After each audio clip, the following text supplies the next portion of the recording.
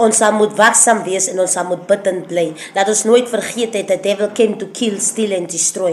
Mense is deesdae so desperaat dat hulle nie omgee om gebruik te word van die duiwel as agents nie. Vandag kan jy nou sê, ja, ek glo nie in toortery nie, maar dan is jy instans iemand wat nie opstaan en bid nie.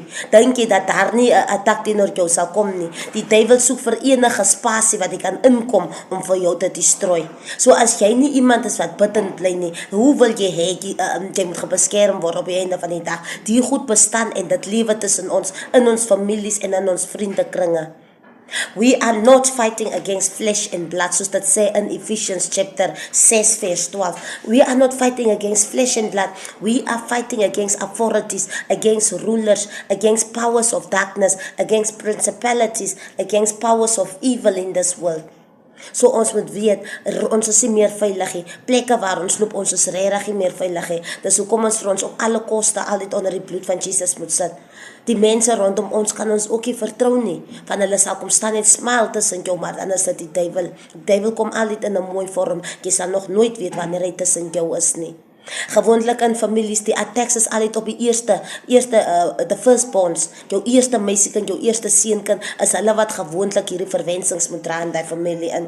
Die jonger kinders gaan vorentoe, maar jou opvoeddat, jou ousie is altyd die ene wat sukkel, wat nooit trou nie, wat altyd swaar kry met werk, of wat altyd die finansiële probleme deurgaan. Van as die duiwel wat hy plan gemaak het, hy het die eerste sat in die huis toegemaak, dat hy is altyd in probleme insit. Die duiwel is nie agter wat jy het nie, hy is agter wat die planne wat die Here het vir ons. Want die Here sê mos in Jeremia 29 vers 11 dat hy planne vir ons het, en hy is die planne om vir ons te veilig, dis planne vir hoop en 'n toekoms. So die duiwel is agter daai planne. So hy gaan seker maak, hy gaan alles destroy. Hy sal mense gebruik om jou huis af te breek, net om daai planne, voor daai planne gebruik word, om daai planne dood te maak.